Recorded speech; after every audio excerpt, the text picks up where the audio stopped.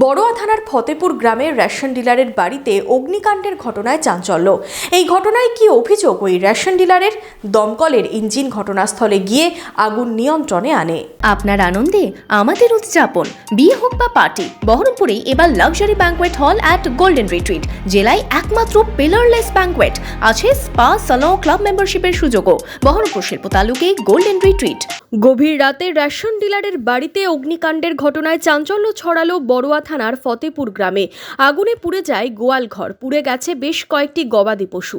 জানা গেছে ফতেপুর গ্রামের রেশন ডিলার অজিত কুমার দের বাড়িতে রবিবার গভীর রাতে আগুন জ্বলতে দেখেন স্থানীয়রা। তখন ঘুমোচ্ছিলেন পরিবারের সদস্যরা। প্রতিবেশীদের চিৎকারে ঘুম থেকে ওঠেন পরিবারের লোকজন।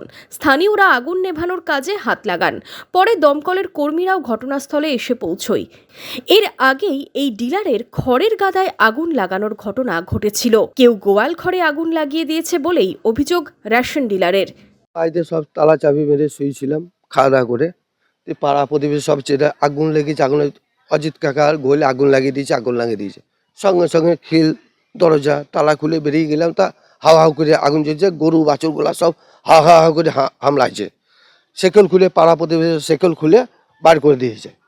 এখানে পল ছিল, খ্যাত ছিল, সেখানে আগুন লাগিয়ে আমার তিলের কাজকে আর সরিষার কাজকে ছিল, ওপরে দুটো ছিল গোলে।